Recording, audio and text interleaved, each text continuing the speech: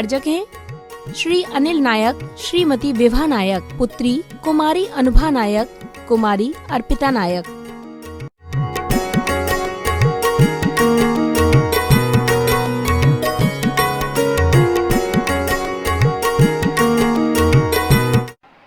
अनुभव को प्रमाण नहीं माना मोक्ष मार्ग में। और कल हमने आत्मानुभूति की बात कही। आत्मानुभूति के बिना हम मोक्ष मार्गी नहीं हो सकते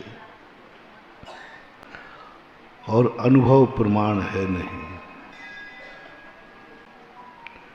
जब तक आत्मानुभूति नहीं है वह वास्तविक रूप से मोक्ष मार्गी नहीं। और इधर हम इतने दिनों से कह रहे हैं कि अनुभव प्रमाण नहीं है। दोनों में अंतर समझना। अनुभव कभी प्रमाण नहीं होता, लेकिन अनुभव के लिए ही सब कुछ किया जाता है। हम अनुभव को प्रमाण मान रहे हैं, हम अपनी इच्छाओं को प्रमाण मान रहे हैं, हम अपनी इच्छाओं को अच्छा मान रहे हैं, हम इन इच्छाओं को पूरी करने के लिए पूरी ताकत लगा रहे हैं। अपन विगत दिनों से चल रहे हैं, ये बहुत बड़ी भूल है। लेकिन अंत में हमें आत्मानुभव पे ही आना है, खुद के अनुभव को ही पकड़ना है। खुद के अनुभव के लिए ही हम ये सब कुछ कर रहे हैं। हमारी खुद की लिखाई हमें पास कराएगी, लेकिन प्रमाण पत्र हमारा खुद का नहीं होगा, प्रमाण पत्र तो गुरु का होगा। लेकिन वो प्रमाण पत्र हमारी लिखाई पे मिलेगा, हमारी मेहनत पर मिलेगा, हमारे परिश्रम पर मिलेगा, हमारी इच्छाओं पर मिलेगा। लेकिन हमारी इच्छा प्रमाणिक नहीं हो सकती। इसलिए विगत दिनों से हम कल कहा था, होमवर्क दिया था, अपने आप को जितनी स्वयं की इच्छाएं हैं इनसे रहित हो जाओ, रहित हो जाओ। पूज्यवर समंतभद्र महाराज का ये खोज थी कि तुम निकांक्षित हो जाओ। सम्यक दर्शन में निकांक्षित शब्द रख दिया। वहां से शुरू हुई ये मेरा सोच, जो मैं विगत दिनों से तुमसे कह रहा हूं, इच्छाओं से रहित हो जाओ। तुम्हारी इच्छाएं ही तुम्हारे लिए अभिशाप हैं, तुम्हारी इच्छाएं ही तुम्हारे हर कार्य में बाधक बन रही हैं। और ये सम्यक दर्शन का दूसरा नंबर का अंग है निकांक्षित हो जाना। निकांक्षित का अर्थ क्या है? इच्छाओं से रहित हो जाना। सम्यक दर्शन के लिए निकांक्षित होना पड़ेगा।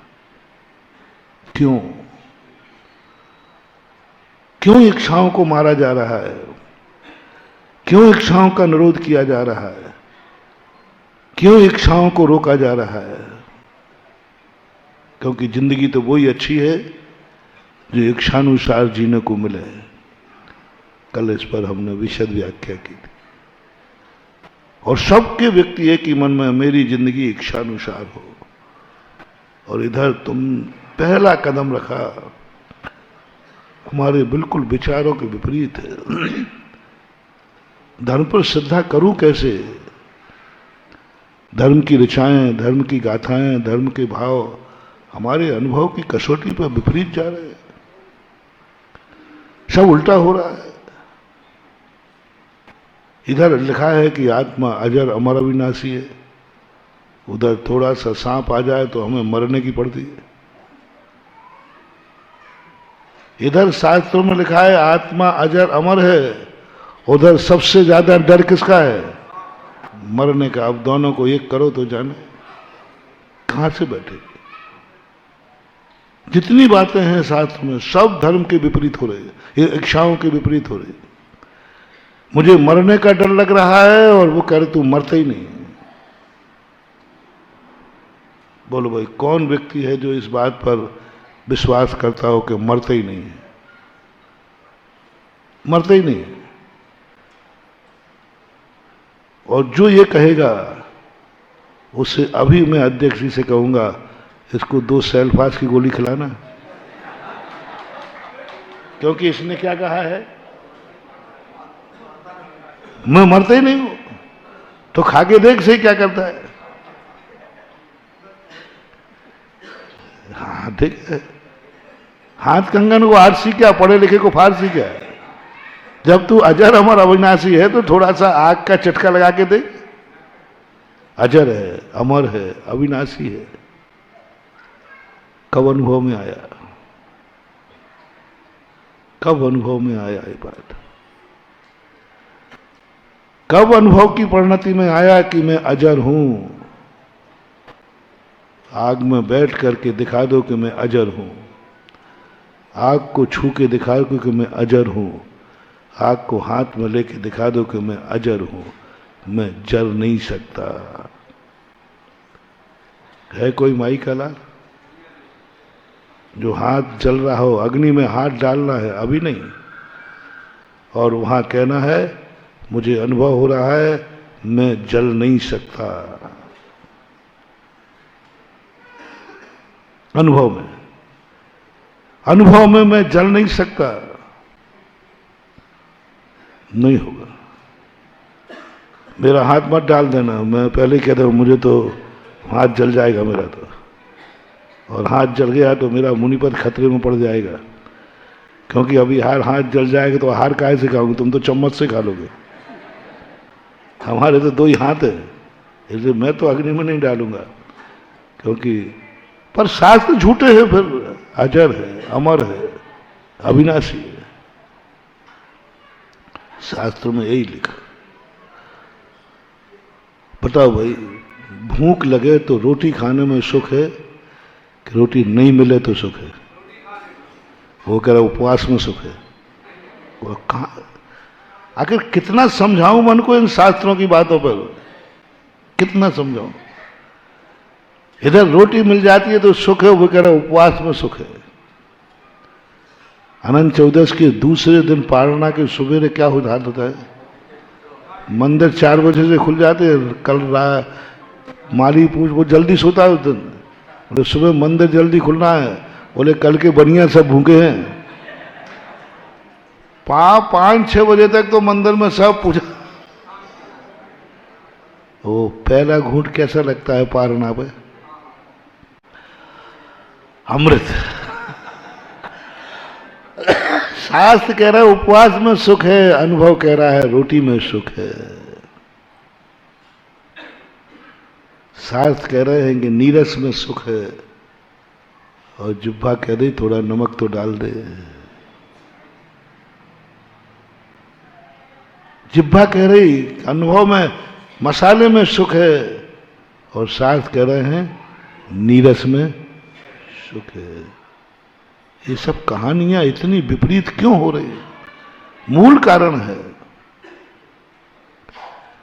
अनुभव की कसौटी से धर्म बिल्कुल विपरीत जा रहा है। इसलिए लोग नास्तिक बन जाते, धर्म से दूर भाग जाते। सब उल्टा हो रहा है। भूख लगने पर दुख होता है, ये कह रहे उपवास में आनंद है।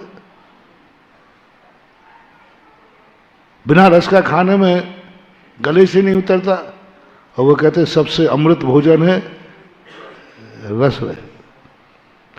कुंद भगवान कहते उसका रस लो जिसमें कोई रस नहीं हो। अब देखो साक्षात पागल बना रहे। बोले आत्मा का आनंद लो, तो भक्त ने पूछा कि आत्मा के आनंद का रस कैसा है? बोले अरस है। रस नहीं है उसमें रस लो। अरे रस है तो फिर भी ठीक है, अरस है उसको देखो जिसमें रूप नहीं हो। अरस मरूपम, अरूपी को देखो। रूप नहीं है तो क्या खाक देखूं? अरे रूप बता दो, काला है, गोरा है, पीला है, नीला है, अरूपी है। अब और कह रहे देखो आत्मा को, देखो कैसी है भगवान आत्मा? बोले रूप रहित। अब रूप रहित अपन ने कभी कोई चीज देखी नहीं। अरस मरूपम गंधम, अगंध है। बोले सुंगो आत्मा की गंध। बोले कौन सी गंध है? गुलाब की, केवड़ा की, इतने सारे इतर है, उनकी कौन सी है? बोले अगंध है, अरूप है, अगंध है। शब्दों में कैसी है? बोले अवक्तव्य है। उसको पकड़ने जाऊं तो कैसी आकार प्रकार है? बोले जान अलिज्ञा गहनम, उसकी कोई पहचान नहीं है। आज का पढ़ा लिखा व्यक्ति इतने गुस्से में फेंकेगा इस गाथा को, बोले मुझे बुद्धू समझ रखा है। आत्मा की पहचान पूछ रहा हूं कि भाई पहचान बता दो, आत्मा कैसी है? जान अलिज्ञा गहनम, किसी लिंग के द्वारा वह पकड़ में नहीं आती। अब क्या करें बताओ? अब एक ही है, कुंद कुंद भगवान तुम्हारा धर्म अपने पास रखो, हम तो घर जाते हैं। व्यक्ति नास्तिक बन जाता है। बहुत कठिन है। धर्म की हर ऋचाओं में हमारे अनुभव की धज्जियां उड़ाई जा रही हैं, हमारे अनुभव को नकारा जा रहा है। हमें इंद्रिय सुख में आनंद आता है, वो कहते महादुख है, दुख में हुआ, दुख में हुआ। वो कहता है इससे अच्छा आनंद किसी में है ही नहीं। महावीर स्वामी ने जिन जिन चीजों में तुम्हें सुख आया है ना, अपने चेले को वो सब चीजें गिन गिन के छुड़ाई, गिन गिन के एक एक के। बोलो तुम्हें मम्मी पापा जिंदा हैं, तुम्हारे ऊपर छाया है, तो तुम्हारा सुखी हो या मर जाए तो सुखी, उनके अभाव में सुखी हो। हैं अब महावीर का ये इनको माँ बाप हैं इसलिए सुखी है। मुनि महाराज से कहते तू माँ बाप के बिना सुखी होके दिखा, क्योंकि ये माँ बाप के बिना दुखी हैं। उल्टा, बिल्कुल उल्टा, तुम लोगों के कारण से हमारी फजीती हुई है। तुम लोगों ने जिन जिन कार्यों में दुख नजर आया, उन्हीं कार्यों के लिए हमसे कहा इन्हीं कार्यों में तुम सुखी होकर दिखाओ, और जिन जिन कार्यों में तुम्हें सुख नजर आया वो सब चीजें हमारी छोड़ा दी। तुम्हें मम्मी पापा में सुख है, लो भगवान ने कहा माँ बाप को छोड़, और सुखी होना है, छोड़ने के बाद दुखी नहीं होना है। बताओ भैया, घर का मकान बन जाए तो सुखी हो के दुखी, और नहीं बने तो? महावीर ने कहा मकान के बिना सुखी होके दिखा, क्योंकि ये मकान के साथ सुखी है। ये मकान में सुखी, तो मकान के बिना सुखी होके दिखा। परिवार के बिना तुम दुखी हो, परिवार में सुखी हो, उनका परिवार छोड़, क्योंकि ये सुखी है। उन्हें कपड़े अच्छे बन जाए तो सुखी हो के नहीं, बढ़िया शेरवानी बढ़िया, उन्होंने कहा तू बिना कपड़े के सुखी होके देखा। सर्दी गर्मी में अच्छी बढ़िया सहन करना, सर्दी में गर्म चीजें, रजाई हो, उन्होंने कहा तू बिना रजाई के सर्दी में सुखी होके देखा। एक एक गिन गिन करके तुम्हारी लिस्ट बनाई है, और जिन जिन में तुम्हें सुख नजर आया वही लिस्ट महावीर ने मुनि को पकड़ा दी, इनके बिना तुझे सुखी होना है। सीधी लिस्ट, मैंने एक बार तुम्हारी लिस्ट बनाई, मैंने बनाई। जिन जिन चीजों में गृहस्थ को सुख नजर आ रहा है संसारी को, उसी के नीचे महावीर ने लिख दिया जिन जिन को पा करके ये सुखी हैं, उनको छोड़ करके तुझे सुखी रहना है, रोना नहीं। बताओ भैया, बाल उखाड़ने में सुख है कि दुख है? तो बस तुम्हारी आफत हमारे ऊपर आ गई ना। महावीर ने कहा बाल उखाड़ने में इनको दुख होता है, तो उखाड़ के दिखा, और रोना मत, सुखी होके दिखाना। तुम बाल उखाड़ने में सुखी हो जाते ना, तो हम लोगों को केस नहीं करने पड़ते। बाल उखाड़ने में तुम आनंद में रहते, बाल उखाड़ने बहुत आनंद है, तो महावीर कहते भाई तू मत उखाड़ना। उनको तो तुम्हारे से उल्टा चलाना है। केस लॉन्च करने में इसको दुख है, तुझे केस लॉन्च करने में सुखी होना है। इनको भोजन करने में सुख है, तुझे उपवास में सुखी होकर दिखाना है। अच्छा भोजन मिल जाए, ये सुखी होते हैं, तुझे नीरस भोजन में सुखी होकर दिखाना है।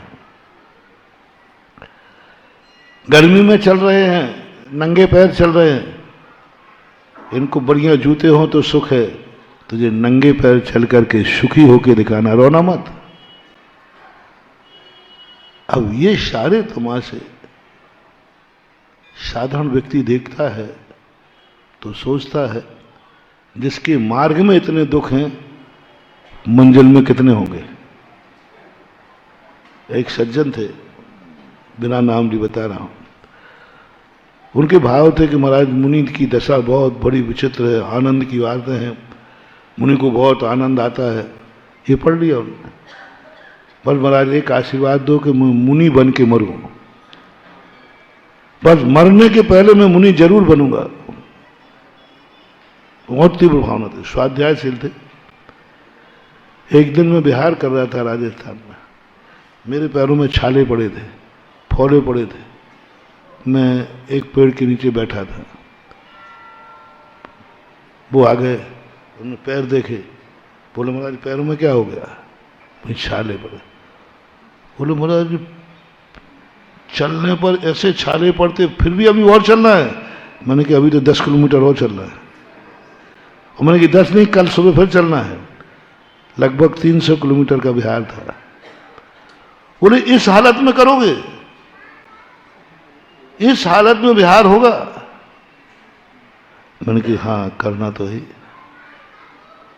महाराज ये हालत तो बेड रेस्ट की है। जैन धर्म में इतनी निर्दयता, इतनी कठोरता, पैरों से खून बह रहे हैं तो भी दया नहीं, फफोले पड़ गए हैं तो भी दया नहीं, गर्मी पड़ रही है तो भी दया नहीं। जैन धर्म तो दया प्रधान है, इतना निर्दयी कैसे हो गया? मैंने कहा नहीं, ये दूसरों पर दया है, स्वयं पर तो कठोरता है। उन्होंने तुरंत कहा, क्या बोले? बोले महाराज एक बार आपसे हमने कहा था मुनि बन के मरूंगा, मैं कान पकड़ता हूं, जिंदगी में अब कभी मुनि नहीं बनूंगा। ये आफत है इसमें। मैंने तुरंत महावीर स्वामी को फोन लगाया, हमारा वायरलेस अलग है, वो नंबर हम ही मालूम, तुम लगा के कोशिश मत कर। मैंने कहा प्रभु, चौथा काल था जब लोग तपस्या करते थे, कष्ट उठाते थे, तो लोग कहते थे कि ऐसी दशा मेरी कब हो, ऐसा स्वरूप मेरा कब हो। तपस्वी को देखकर, सुकौशल महाराज को देखकर, बाहुबली भगवान को देखकर मन होता था ऐसी दशा को मैं कब प्राप्त हूं। यहां तो उल्टा हो रहा है, ऐसी साधना को देखकर एक मुनि बनने का भाव और बिगड़ गया। अब क्या करें, जूते पहन लूं, क्या करें, गाड़ी में चलूं? अरे बहुत फायदा होगा। मैंने महावीर से कहा था, मैंने कि भगवान आप जितना तपाओगे पंचम काल के लोग उतना ही मुनि पद से दूर भागेंगे। इतने कष्ट मेरे बस की बात नहीं, अब तो मैं जिंदगी में नहीं बनूंगा, मरते दम तक। और आप इतने सुख दे दो, पैरों में जूते दे दो, सिर में नहीं, पैरों में जूते दे दो, बैठने को गाड़ी दे दो, पहनने को बढ़िया कपड़े दे दो, खाने को 3-4 बार दे दो, केश रंज करना वर्जित कर दो, फिर देखो मैं कितने मुनि बनाता हूं। दमोई से बना दूं कितने?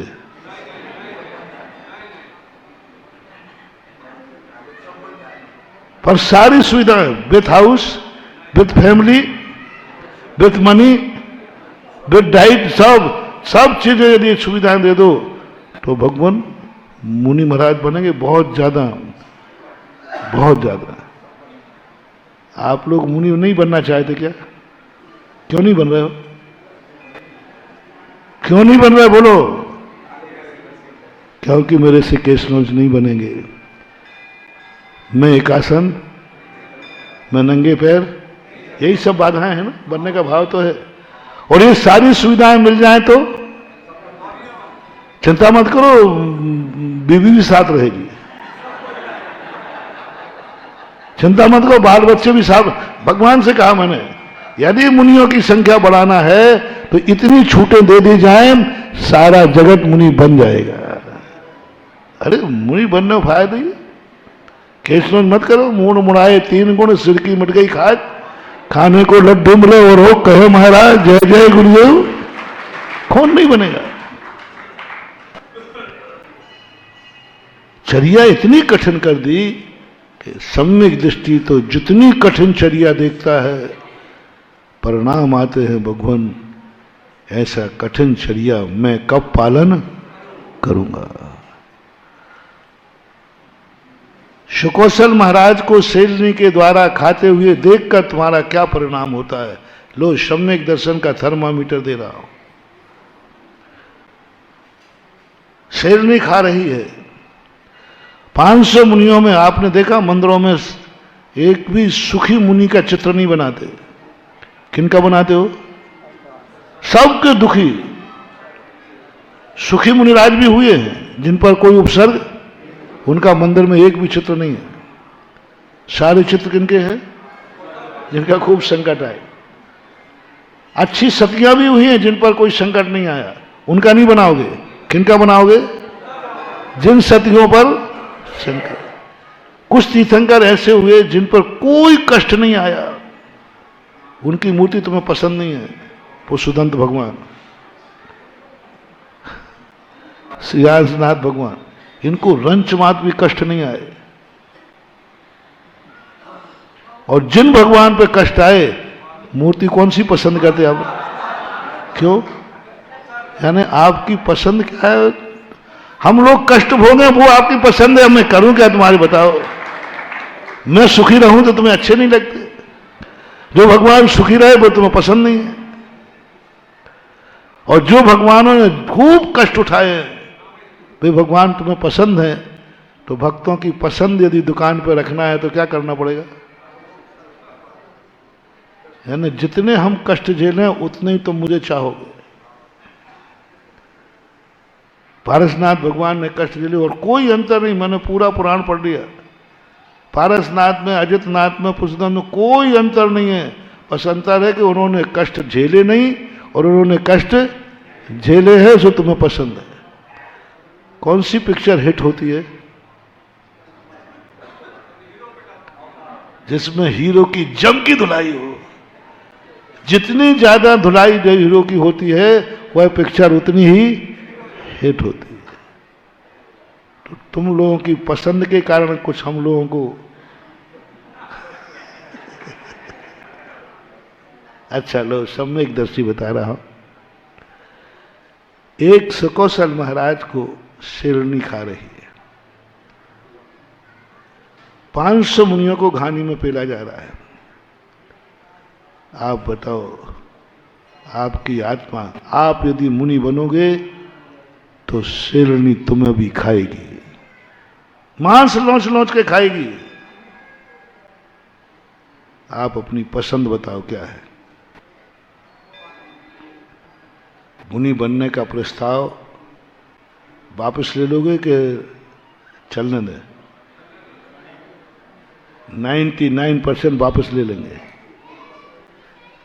और हमारे चाचा चौधरी तो बिल्कुल ही वापस ले ही लेंगे। बोले महाराज मैं यही दमोह में ठीक हूं, आप ठीक है, आप महाराज बहुत अच्छे हैं। शेरनी खाएगी। अरे हम तो ये सोचते थे महाराज बनने के बाद कोई कष्ट आएगा नहीं, संकट आएगा नहीं, सिद्धियां हो जाएंगी, रिद्धियां हो जाएंगी, देवता आगे पीछे घूमेंगे, अरे क्या ठाठ होंगे, इसलिए मैं महाराज बन रहा था। यहां तो आपके यहां शेरनी आ गई। और यदि ये भाव आ जाए महानुभाव, ओहो प्रभु ऐसी दशा मेरी कब होगी कि शेरनी खा रही है और मैं अपने परमानंद। आनंद का झरना फूट रहा है। बाहर से दुख का पहाड़ फूटा है, अंदर से आनंद का झरना फूटा है। बाहर से झरना, बाहर से दुख का पहाड़ है, शेरनी खा रही है, और अंदर से क्या है? साधु को बाहर से देखोगे तो गम ही गम नजर आएंगे, जरा अंदर तो झांको, सरगम लहर आएंगे। अंदर की बात। उन सुकौशल महाराज को अंदर क्या हो रहा था? बाहर तो शेरनी खा रही थी और अंदर, बाहर शेरनी मार रही थी, अंदर वो अमरता का अनुभव कर रहे थे। क्या है दशा ये, कैसे हुई होगी? कई बार माथा गर्म हो जाता है इन प्रसंगों पर मैं सोचता हूं तो। तुम्हारा तो गर्म हो गई, तुम तो सोचोगे तो पागल हो जाओगे, मेरा तो गर्म ही होता है। कैसे संभव, क्या करूं मैं? शेरनी मांस नोच के खा रही है, कण कण पर मौत सामने आ रही है, यमराज सामने खड़ा है और महाराज को अमरता का अनुभव हो रहा है। अब हम अमर भये न मरेंगे, पर घर फिरत बहुत दिन बीते, काल अनंत गमाए, अब हम अमर भये न मरेंगे। अनुभव देखो क्या आ रहा है।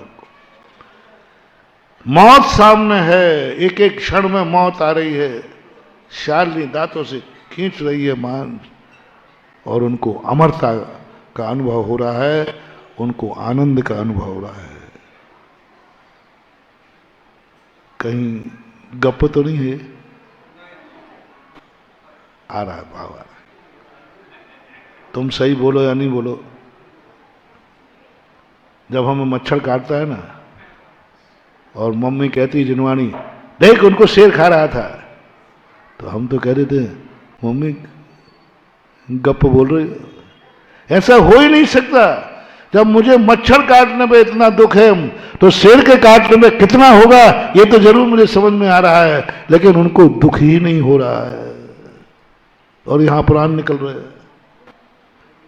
कैसे मान जाऊं, कैसे समझ लो, कैसे आत्मानुभव कर लो कि ऐसा भी कभी होता है। अमरता का अनुभव, आनंद का झरना फूट रहा है, और ऐसा आनंद आ रहा है उस समय जो इंद्र नाग नरेंद्र वाह अहमेंद्र के नाही कहो, ऐसा आनंद फूट रहा है। कब? जब श्यालनी मांस लौच लौच करके भक्षण। बोलो कहां है धर्म? करो अब अनुभव की कसौटी को एक करो, अब उस समय हमारे अंदर अनुभूति हो जाए और ऐसा परिणाम आ जाए, भगवान यही दशा है, यह दशा मेरे जीवन में आ जाए कि शेरनी खा रही है, हम मर रहे हैं और आनंद अनुभव का आ रहा है। यदि ऐसा अनुभव तुम्हें आ जाए तो तुम्हारा अनुभव भी प्रमाण है, लेकिन नहीं आ रहा है, विपरीत हो रहा है। धर्म की सारी कथाएं अनुभव से विपरीत जा रही है, इसलिए सिद्धांत नहीं जम रहा है। महाराज ने जैसे अंजन चोर की बात कही ना, अनुभव में आ गया, आत्मानुभव हो गया। सामने क्या था? कच्चे धागों का शिक्षा, नीचे क्या था? तलवार, आग, बर्छी, मौत। और उसको अनुभव में क्या आ गया? हम अमर भये मरेंगे। नमोकार मंत्र है, शेठ जी ने कहा है, इसको पढ़ने वाला मर ही नहीं सकता। अनुभव में आ गया और मौत के सारे सामान बिछे हैं और अनुभव कर रहा है कि मैं, तुम मत कर बैठना नहीं तो मरोगे तुम। हाँ, पहले तुम्हारे अंदर की अनुभूति बताओ, क्या तुम्हें अमरता की अनुभूति हो रही है? नीचे गिरोगे तुम, आग में पड़ोगे, हम नहीं जलेंगे, हम नहीं जलेंगे। नमोकार मंत्र पे बस बल पे नहीं, हम नहीं जलेंगे। अनुभूति करना है, और जल भी जाएगा तो शरीर जलेगा, मैं नहीं जलूंगा। वो अनुभूति अंदर की, शरीर जलेगा मैं नहीं जल सकता, ऐसी अनुभूति आ जाए, फिर तुम कूद पड़ो, सिद्धियां हो जाएंगी। मूर्खता हो। महाराज एक बहुत अच्छी बात अभी सुना रहे थे कि जितने सभा में ज्ञानी लोग आए, अच्छे लोग आए, उनको 500 रुपया की फीस है। मूर्ख हों, बिगड़ैल हों, सर्व दुर्गुण संपन्न हों, उनके लिए 250 रुपया। तो मुझे, मेरा चिंतन भी यही चलता है। मैं हमेशा कहता हूं कि हमारी सभा में कभी अच्छे लोग आवे ही नहीं, अच्छे लोग, धर्मात्मा लोग, त्यागी वृत्ति लोग, ये कभी मेरी सभा में नहीं आवे। त्यागी वृत्ति कहा, महाराज नहीं कहा मैंने। चलो अब प्रसाद सागर ने कह दिया तो इनको भी निपटाए देता हूं। देखा, अभी तुम ही से हाँ कहलवाऊंगा। बोलो, अपने प्रवचन में अतिशय चाहिए है कि नहीं? महाराज, अपन ने प्रवचन दिया, इसकी चारों तरफ प्रशंसा हो गए कि नहीं? हाँ, नहीं, चिंता मत करो मेरे। अरे क्या बात हो गई? मैं इतना कायर भी नहीं हूं कि मैं इतना असहिष्णु नहीं हूं कि अपनी निंदा ना सुन सकूं, लेकिन इतना कायर भी नहीं हूं कि मैं अपनी प्रशंसा ना सुन सकूं। क्यों? अच्छे नंबर आए तो खुशी नहीं मनाओ? बोलो भाई, अच्छे नंबर आए तो खुशी नहीं मनाओ? अच्छा प्रवचन दो और मुझे खुशी नहीं आए, अरे क्या मैं पागल हूं क्या? अच्छा प्रवचन दो और रोने बैठ जाऊं, आनंद की अनुभूति होती है, इसमें क्या बात हो गई? होना चाहिए। अब इसमें अतिशय ला रहा हूं, चारों तरफ प्रशंसा होगी। ये जितने अच्छे लोग हैं ना, ये प्रवचनों को बर्बाद कर देते हैं। पहली बात तो जितने अच्छे लोग होते हैं, पढ़े लिखे लोग होते हैं, इनको अक्सर कर प्रवचनों में नींद आती है, क्योंकि वो जानते महाराज जो सुना रहा वो तो हमें आउट है। दूसरी बात है, कितनी अच्छा प्रवचन दो। अब जैसे गुटखा का त्यागी यहां बैठा है, आज महाराज ने गुटखा पे गजब का प्रवचन दिया, कैसा लगा? वो तो मैं पहले ही से त्याग था, अब मिटा दिया ना 1 घंटा हमारा पूरा। अभिषेक का नियम दिया महाराज ने, आज अभिषेक पे बोला, वो तो मैं पहले ही से करता था। अब महाराज को हमने नियम दिया कि महाव्रत बहुत अच्छे हैं, बहुत बढ़िया हैं। प्रसाद सागर से पूछा, क्यों? आज महाराज ने मुनि व्रत पे बहुत पहले थे, तो कहते मैं तो 25 साल पहले ही बन गया था। अब हमारी तो सारी मिटा दी ना पूरा। एक शब्द में, अरे कौन सा चल गया जो महाराज आज कह रहे वो तो मैं 25, मैं तो पहले ही से मुनि था, मैं पहले ही से त्यागी था, मेरे में ये दुर्गुण थे ही नहीं। अब हमारा सारा कोई चर्चा नहीं होगी, अच्छे लोग कोई चर्चा नहीं करेंगे। महाराज ने मुनि व्रत पे बहुत अच्छा प्रवचन दिया, एक मुनि प्रशंसा करने वाला नहीं है, क्योंकि इनका मन क्या कह देगा? मैं तो पहले से हूं, मैं पहले से मंदिर आता हूं, अभिषेक करता हूं, सब करता हूं, कौन सी नई बात है इसमें? कोई चर्चा नहीं होगी। अब देखना, मेरे प्रवचनों की चर्चा अतिशय। समंत भद्र महाराज ने गजब किया, गजब किया। किसी सेठ को, इतने सेठ थे नमोकार मंत्र पढ़ने वाले, इतने मुनिराज थे, इतने वृत्ति थे, किसी अच्छे आदमी को नमोकार मंत्र में नहीं लाए। जितने उदाहरण दिए सब गंदे लोगों के दिए, चांद डाल के। एक 14 का त्याग कर दिया, उसका नाम लिख दिया। यहां जिंदगी भर का त्याग है, जन्म से ही त्याग है, एक का नाम नहीं लिखा इन सब। अरे उसने एक मछली त्याग दी, उसका नाम लिखते फिरे। यहां मछली कभी नाम ही नहीं लिया, खाने का नाम नहीं आया। करोड़ों मालाएं फेरे नमोकार मंत्र। अच्छे लोग भी थे, ऐसी बात नहीं, अच्छे लोग भी नमोकार, एक का नाम नहीं लिखा। तब मैंने समझा कि समंत भट्ट महाराज कहते हैं ये अच्छे लोग हमारी प्रभावना नहीं करेंगे, तो कहते हैं तो हम पहले ही से आता है। ऐसे व्यक्ति को लाओ जिससे लोग कहें गजब उसने। अब देखना, मेरा अति से देखना, बाजार में चर्चा, एक शराबी, जुआड़ी, चोर, सब कुछ था, और वो प्रवचन में आया। और उस दिन हमने व्यसन त्याग पर प्रवचन दिया, और तुम्हारी धारणा थी सारा दमोह सुधर सकता है, ये नहीं सुधरेगा, सुधर ही नहीं सकता। महाराज आप कुछ भी कर लो, ये मंदिर नहीं आएगा पक्का है, ये अभिषेक करने नहीं आएगा पक्का है। और ऐसा प्रवचन दिया कि उसने खड़े होकर श्रीफल चढ़ाया, व्यसन त्याग दिए और अभिषेक का नियम ले लिया। अब बाजार में क्या चर्चा होगी? गजब महाराज अतिशयकारी हैं, अच्छे अच्छे लोग थक गए, अच्छे अच्छे मर गए, लेकिन क्या महाराज का प्रभाव है, क्या महाराज का प्रवचन है। उस व्यक्ति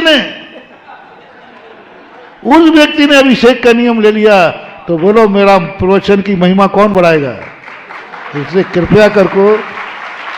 कृपया करके अच्छे लोग पीछे बैठे, गंदे लोग आगे बैठे। अच्छे लोग हम प्रवचन में कहा करता हूं कि बूढ़े पीछे बैठो, बच्चे आगे बैठे, क्योंकि बिगड़ना तो इनको है, बिगड़े तो ये है। तो ये बात उन्होंने कही तो अब बहुत सही है, अब तो प्रमाणिकता भी मिल गई। अच्छे लोगों के 500 रुपया, चलो इनने तो 250 लगा दिया। जितने तुम्हारे नगर में बिगड़े लोग हों, जुआड़ी, कबाड़ी, शराबी, नशेड़े, भंगड़े, उनके लिए हमारी सभा में फ्री में स्थान है। और जितने त्यागी ये अच्छे लोग हैं, ये कृपया करके 500 तो कम होता है, 11 तो कम, क्योंकि उनको सुनाने से कोई मतलब निकलने वाला, वे तो एक सीट और रोक के बैठे। वो सुधर रहा है, बात सही है।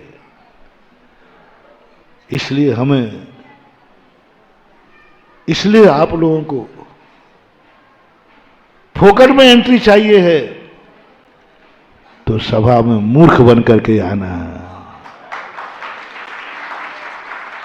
इन्होंने थोड़ी भाषा कोरे कागज बन के आना, लेकिन सुधा सागर की भाषा तो वही है, मूर्ख बन के आना।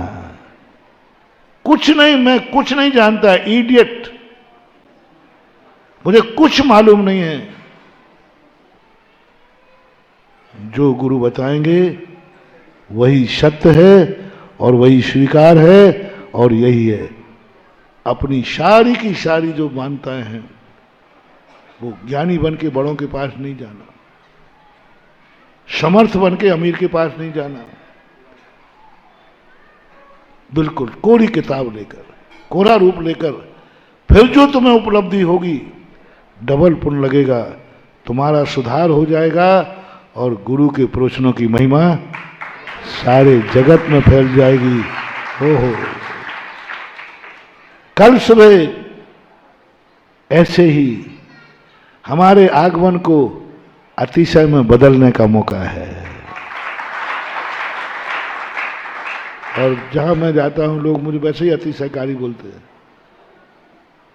वैसे ही बोलते हैं। लोग जितना मुझे मानते हैं ना, इतना है नहीं। लोग मानते महाराज बार खूब शक्तियां हैं, खूब आराम ताराम है, वो फूफू कर देते, fuck fuck fuck fuck fuck कर देते, कुछ भी मान भाव मत डरो रे, मेरे पास कुछ भी नहीं है, मेरे पास कोई अतिशय नहीं है, मैं कुछ नहीं आता। मेरे में जो अतिशय है, वो अतिशय के कारण है आप लोग। आप लोग मेरी बात सुनने आते हैं, अपने को मूर्ख मानते हैं और मुझे ज्ञानी मानते हैं। बस यही मेरा अतिशय है कि हमारी सभा में भक्त मूर्ख बन जाता है। मेरे सामने हर व्यक्ति एक ही कहता है, महाराज हम कुछ नहीं है, आप जो कहो। देखना मेरा अतिशय क्या है, आपका भी अतिशय। सामने वाले ने ये बोल दिया, जो आपकी आज्ञा। तुम्हारा कोई विचार, मेरा कोई विचार नहीं। जो आप कह रहे हो वही सत्य है, वही स्वीकार है, समझ लेना। मेरे वचनों में अतिशय आ जाएगा और ये अतिशयकारी हो जाएंगे। मेरे बोलने से अतिशयकारी नहीं है, तुम्हारे स्वीकार करने से अतिशयकारी है। स्वीकार करना। तुम लोग समझते हो जैसे मंदिर वगैरह होते हैं, तो हम पहले कहते भैया देखो ऐसे समर्पित हो जाओ जैसे ऑपरेशन थिएटर में होते हो। ऑपरेशन थिएटर में मरीज कैसे समर्पित करते हो? मरे चाहे तो लोग कहते महाराज ये तो आपकी गलत बात है, ये तो बांधना है, ये तो क्या बोलते हैं उसको, अधिकृत करना है, ये तो राठौड़ी है, बांधना, तुम नहीं समझ पाते हो। बस यही बात से मैं तुरंत निर्णय कर लेता हूं, इस कार्य में मैं सफल होऊंगा, कोई ताकत बिगड़ नहीं जाएगी, अतिशय होगा। मात्र इतना तुमने कहा, मैं कुछ नहीं हूं, आप जो कहोगे वही सत्य है, बस यही अतिशय है। मेरे आशीर्वाद में अतिशय नहीं है, मेरे वचन में अतिशय नहीं है। तुमने जो श्रद्धा से स्वीकार किया, उससे मेरे वचनों में अतिशय आता है। इसलिए मैं कहता हूं कि तुम्हारा कुछ भी मूर्ख बन, सब कुछ, मैं कुछ नहीं जानता, ये शब्द तुमने कहे नहीं, और हमें खुशी आ जाती है, अब मेरे वचनों में अतिशय आएगा। पर अतिशय कौन करता है? तुम समझो मैं करता हूं, अतिशय करने वाले तो आप लोग बैठे हुए। मेरा आशीर्वाद सफल करना, परसों कह रहे तो वीर शर्मा जी, कभी तो आप बोलते नमोस्तु को सिद्ध करो, कभी बोलते आशीर्वाद को सिद्ध करो। नहीं, ये बोलता हूं नमोस्तु से आशीर्वाद को सिद्ध करो। होना नमोस्तु है, चमत्कार नमोस्तु से होना है, लेकिन महिमा किसकी गाना है? आशीर्वाद की। गुरु ने आशीर्वाद दिया है, इसको सिद्ध करना है। कब सिद्ध होगा? जब हम नमोस्तु सच्चा होगा, समर्पण सच्चा होगा, स्वीकारती सच्ची होगी, तो फिर वही जो नमोस्तु है वह चमत्कृत होगा। लेकिन सिद्धि किसकी हुई तुम्हें? नमोस्तु की नहीं, आशीर्वाद की सिद्धि। इसलिए अनुभव को हमें प्रमाण करना है। अनुभव प्रमाण होगा, उसे आत्मानुभव बोलते हैं। जब विपरीत दशा में आकर के व्यक्ति अजर अमर अविनाशी की चर्चा करता है, अनुभव में आता है, और अनुभव में आया कि नहीं आया, क्या तुम्हें सुकौशल बनने का भाव आ रहा है? दो महाराज हैं, एक महाराज की देवता जय जयकार कर रहे हैं, खूब चारों तरफ से जय जयकार हो रही है, बहुत पुण्य का उदय। चलते हैं तो फूल बिछते हैं, चलते हैं तो सारी जमीन पर निष्कंटक हो जाती है, सबसे ज्यादा। और एक महाराज वो हैं जिनके जीवन में इतने कष्ट हैं, चमड़ी उधेड़ करके नमक छिड़का जा रहा है, आंखें निकाली गई, चिल्लाती पुत्र, शाली नोच नोच के खा रहा है। इन दोनों मुनि महाराजों में को देखने के बाद तुम्हें मुनि बनने का भाव किस महाराज को देखने के बाद आया? झूठ बोले कौआ काटे। कौन सा मुनि बनना पसंद करोगे? यदि तुम्हारे लिए रिद्धि सिद्धि संपन्न मुनिराज को देखने का भाव आया है, तुम मुनि बन ही नहीं सकते, द्रव्यलिंगी बनोगे। इच्छानुसार मुनि बने हो तुम, स्वेच्छाचारी हो। पूज्यवर कुंद स्वामी ने स्वेच्छाचारी मुनि की बड़ी निंदा की, क्योंकि ये तो तुम्हें पसंद है कि रिद्धियां सिद्धियां हो, सुख हो।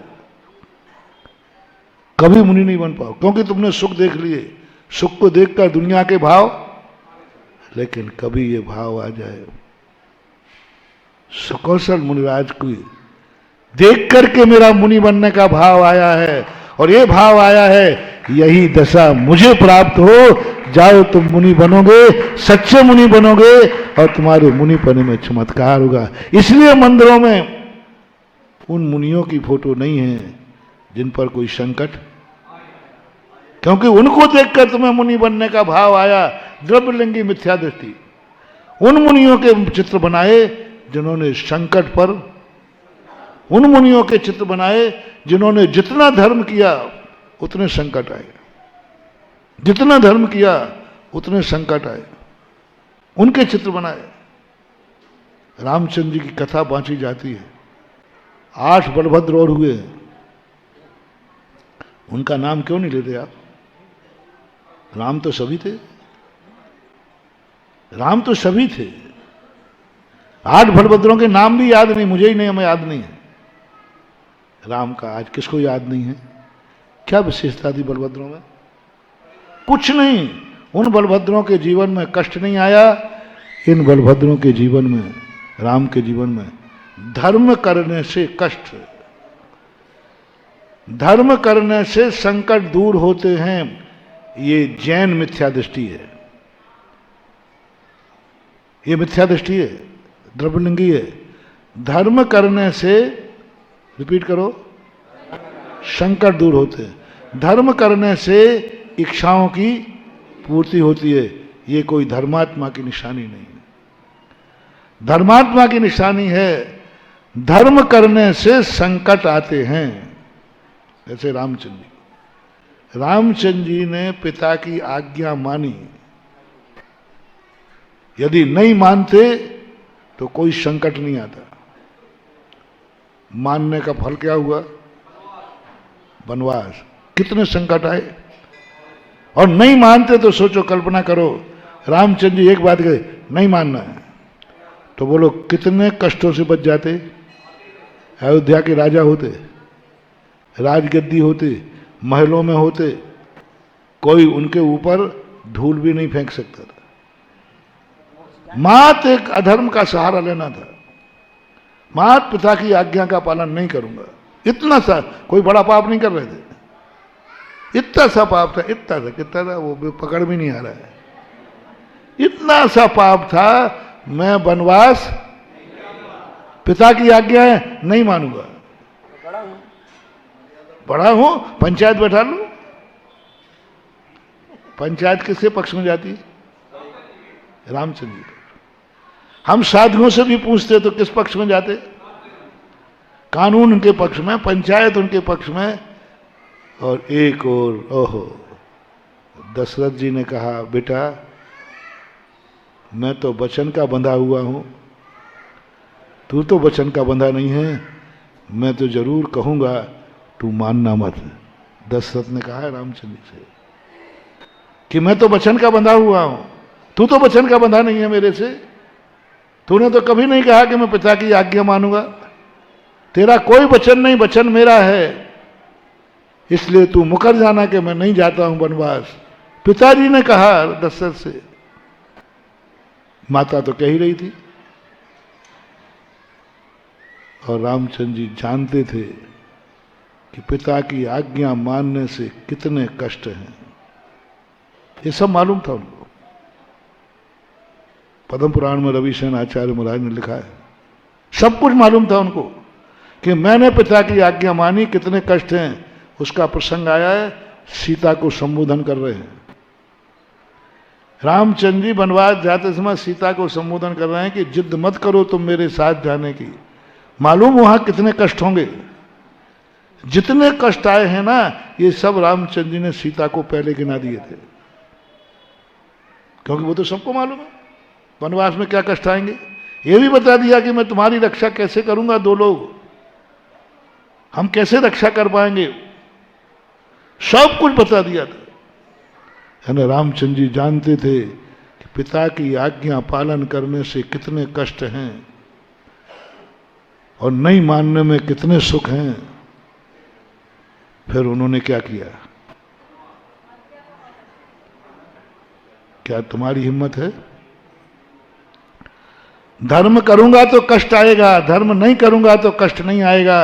ये फैसला तुम्हें करना है। और तुमने कहा मैं धर्म करूंगा, कष्ट के लिए तैयार हूं। बस वहीं से धर्म शुरू होता है, वहीं से धर्म शुरू होता है। हमने बनियों का धर्म अच्छा रखा है, धर्म करने से बहुत सुख है, भक्तामर करने से संकट दूर हो जाएगा, फलाना व्रत करने से हो जाएगा। बस बनियों का धर्म चल रहा है, जैनी का धर्म खत्म हो गया। सम्यक दृष्टि जीव मरता हुआ अमरता का अनुभव करेगा। क्या पंक्ति लिखी है पंडित जी साहब ने, अब हम अमर भये न मरेंगे। कहाँ है अनुभव की बात है? कौन से आ रहा है अनुभव में? ऐसी अनुभूति हमारे लिए आना है।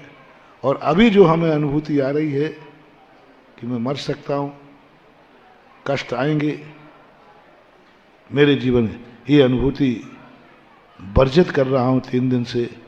आज भी आपका समय हो रहा है। क्यों वर्जित की जा रही है? कारण क्या है? वह कारण है सम्यक दृष्टि होना है हमें।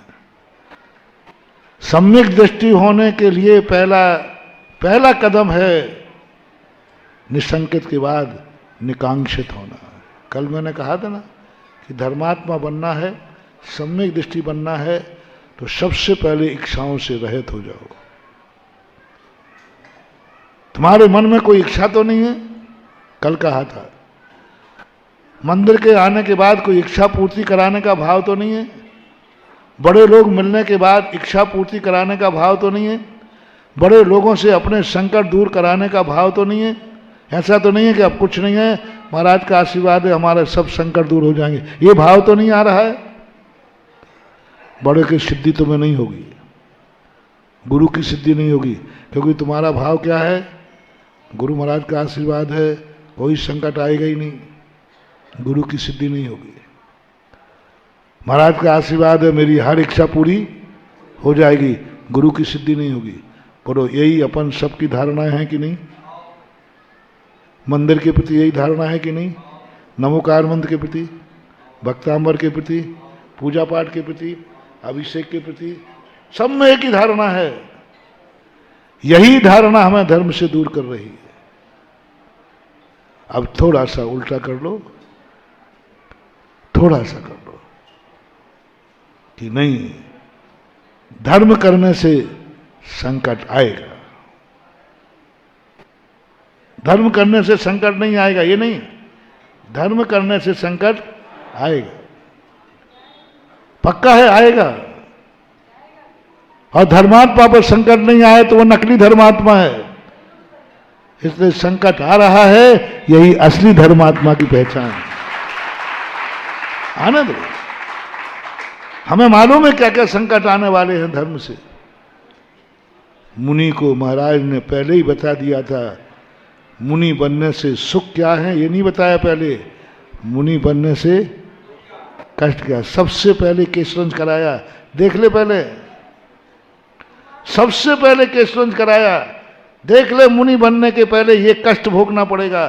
तैयार है? हर 2, 3 और 4 महीने के अंदर, साल में 4 बार, 3 बार, 6 बार ये कष्ट भोगना पड़ेगा। तो मन बन रहा है सुख के लिए? नहीं। तो निसंक सम्यक दर्शन की यदि हमें प्राप्ति करना है तो इच्छाओं से रहित हो जाओ। क्यों हो जाओ? क्यों करना चाहते हो इच्छा से रहित? आपका समय हो गया, कल प्रसंग दूसरा है। यदि प्रवचन सभा हुई तो फिर बताऊंगा क्यों हमारी इच्छाओं से रहित करना सम्यक दृष्टि को क्यों जरूरी है, क्यों रखा निकांक्षित अंग, क्यों इच्छाओं को मारा जा रहा है, क्यों इच्छाओं से रहित किया जा रहा है। इसके पीछे बहुत बड़ी कहानी है महानुभाव, बहुत बड़ी कहानी है।